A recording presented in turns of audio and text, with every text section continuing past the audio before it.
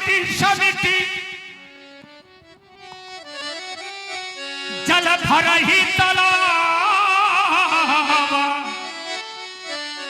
Gym सदगुण सज्जन पहियावा gym सदगुण सज्जन पहिया। अहो भाग तपोनिष्ठ ब्रह्मनिष्ठ स्वीकार करें हमारा प्रणाम। आपके श्री चरणों में कोट कोट नमन है। स्वीकारें महाप्रभु। अहो भाग इस मिथिला का हे तपोनिष्ठ अभिनंदन है और कृत हुई ये मिथिला समाज और कर रहा जनक पद बंदन है। आपके श्री चरणों में सेवक जनक का प्रणाम स्वीकृत हो। महामंगल जीवन है तुम्हारा, है ना? महामंगल जीवन है तुम्हारा। बहुत लोग ऐसे होते हैं जो मंगल में अपना जीवन खोजते हैं, है ना? मंगल में जीवन खोजते हैं और विदेशी लोग तो मंगल में जीवन खोजा करते हैं। पर हमारा भारतीय व्यक्ति जो होता है वो अपने जीवन को ही मंगलमय बना लेता है। वो कहता है मेरा जीवन मंगलमय हो, पर मुझे मंगल में जीवन खोजने की कोई आवश्यकता नहीं है। हमारा जीवन मंगलमय हो, इसलिए आचार्य कहते हैं कि मंगल भवन अमंगल हारी। मंगल और अमंगल ये दोनों यहाँ हैं, पर हमारे यहाँ का व्यक्तित्व जो होता है वो मंगल को ही अपना भवन बना लेता है और भवन में ही मंगल का प्रवेश कर लेता है। क्यों? हाँ, भवन वाले घर बनाता है तो मंगल का प्रवेश करता है। इसलिए हम जीवन को ही मंगल में बनाते हैं, पर मंगल में जीवन खोजने का प्रयास नहीं करते हैं। और तुम्हारा तो जीवन ही मंगल है, क्योंकि धरती से जन्म लेता है मंगल और धरती का बेटा है व्यासी मंगल। हाँ, और ये है भूपत, तो इसका अर्थ ये निकल के आया कि इसका जीवन मंगलमय है। प्रणाम करने वाले सीरत ध्वज भगवान शिव महान भक्त, भगवान शिव महान भक्त, ये मस्तक पर लगा हुआ त्रिपुर हमें ज्ञात कराता है कि शिव महान भक्त हैं आप। गार्गी विदुषी जैसी महिला, अष्टावक्र जैसे महान आचार्य, याकवल जैसे महान पुरुषाचार्य, ऐसे जनक को मैं कौन सा आशीर्वाद दे दूं? कोई स्थान रिक्त नहीं है विचार करता जनक। तुम्हारे जैसा योगी, तुम्हारे जैसा राजा, तुम्हारे जैसा सिद्धांतवादी राजा, मानवता का रक्षक और सनातन धर्म का प्रेमी, सनातन धर्म अवलंबी ना धरती पर कभी हुआ है, न आने वाले समय पर कभी होगा, न भूतो न भविष्य। जहां का प्रत्येक नगर ज्ञान से भरा हो, जहां का प्रत्येक नगर वैराग्य से भरा हो, जहां का प्रत्येक नगर ज्ञान और वैराग्य भक्ति में रम रहा हो, ऐसे महापुरुष के लिए मैं कौन सा आशीर्वाद दे दूं? जहां का राजा ज्ञानी हो, जहां के नर नारी ज्ञानी हो, ऐसे महापुरुषों के प्रति मैं कौन सा आशीर्वाद दे दूं? कोई स्थान रिक्त नहीं है विचार करता जनक। तुम्हारे जैसा योगी, तुम्हारे जैसा राजा धरती पर न हुआ है, न आने वाले समय पर कभी होगा, न भूतो न भविष्य। ये जनक है। कैसा? किस रूप में?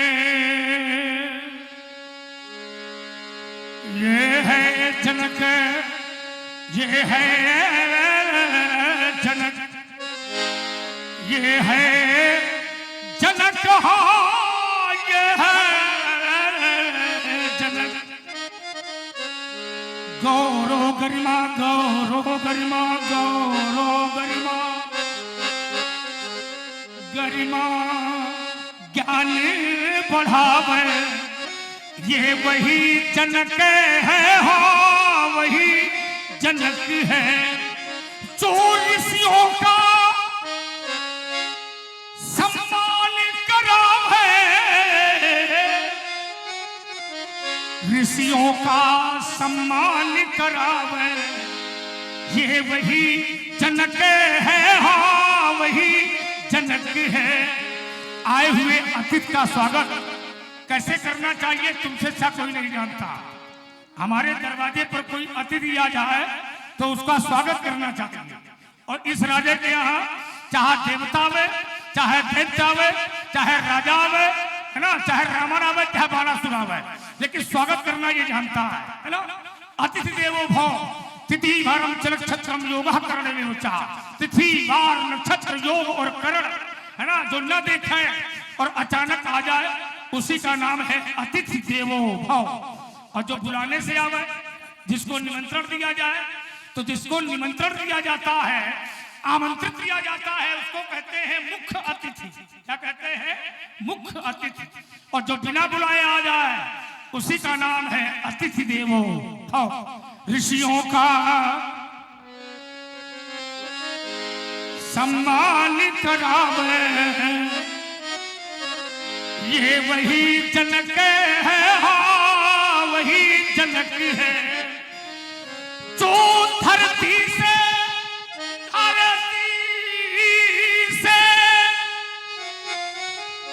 कन्या उपजावे, बड़े बड़े राजाओं ने हलकर्षण किया। और हमारा भारत किसानों का देश है, किसानों का। यहाँ का किसान जब सोने का हल लेकर के खेत में जाता है, अर्थात यहाँ का राजा जब सोने का हल लेकर के खेत में जाता है, तो मक्का नहीं पैदा करता, गेहूं नहीं पैदा करता, चना नहीं पैदा करता, धरती से कन्या को पैदा करता है, कन्या को। मेरे भारत का किसान जब कंधे पर हल लेकर जाता, मक्का बोता मक्का पाता, गेहूं बोता गेहूं पाता, लेकिन मेरे भारत का राजा जब सोने का हल धरती पर चलाता तो कन्या को पैदा करता है। जो धरती से कन्या उपजावे, ये वही जनक है, हाँ वही जनक है। घर बैठे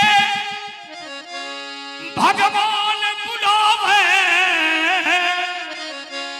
घर बैठे भगवान बुलावे, ये वही जनक है, हाँ वही जनक है। परमात्मा को आने के लिए बात कर दिया तुमने। संसार का प्राणी मंदिर में जाता, घंटा बजाता, स्वाहा स्वाहा करता, पर ये राजा कभी मंदिर नहीं जाता। 3 और 5 के बीच में जगता है। 3-5 माने ब्रह्म मुहूर्त, 3 और 5 के बीच में होता है ब्रह्म मुहूर्त। और जो योगी लोग होते हैं, साधु होते हैं, महात्मा होते हैं, वो 3 और 5 के बीच में जग जाते हैं। क्योंकि जो योगी होता है वो 3 और 5 के बीच में जगता है। क्यों? क्योंकि 3 और 5 के बीच में ब्रह्म मुहूर्त होता है। और 3-5 होते हैं 8 होते हैं योग, यम नियम आसन प्राणायाम प्रत्याहार धारणा ध्यान समाज। तो ये अष्टांग योगी भी है, कव्यासी। तो योगी जो होता है वो 3 और 5 के बीच में जग जाता है। जो भोगी होते हैं वो 5 के बाद जागते हैं, जागे ही जोगी। और परमार्थी प्रपंच योगी, योगी लोगों के लिए है। तुमने प्रणाम किया है जनक, तुम्हारे लिए मेरा आदेश है और आशीर्वाद है। तुम सदा प्रजा की सेवा करना, तुम सदा प्रजा की सेवा करना, निज धर्मों का पालन करना। यदि हमें मार्ग पर व्यवधान, कभी उन व्यवधानों से मत डरना। जब ऐसा करोगे हे राजन, ऐसा करोगे हे राजन, तो तुम्हारे यश के फूल खिलेंगे। आशीषों हमारा विदेह तुम्हें, तुम्हें घर बैठे भगवान मिलेंगे, कल्याण हो तुम्हारा। ओसिए बुलाय प्रणाम करो। ले आओ सीता की सखियों, हमारी बेटी को लेकर के हमारे समीप आओ। आओ राज दुलारी, देखो ना आज हमारे यहाँ किनका पदार्पण हुआ है। ये भगवान परशुराम जी हैं। दोनों हाथों को जोड़ो नतमस्तक होकर के इन्हें प्रणाम करो बेटी, प्रणाम करो।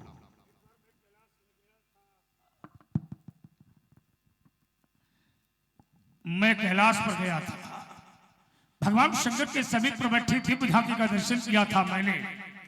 सुमेर पर्वत विराजमान ब्रह्मा के समीप पर बैठी ही ब्रह्माणी का दर्शन किया था मैंने। क्षीर सागर पर लेटे हुए भगवान विष्णु के चरणों की दाती हुई माता लक्ष्मी,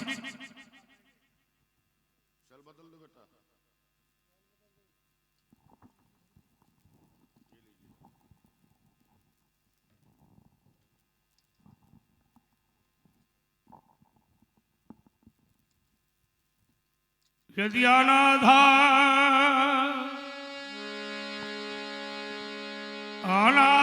मातु मिथिला में सुजान भाल लिए, तो एक बार माता इस राम को बताना था। यदि धरना था तुम्हें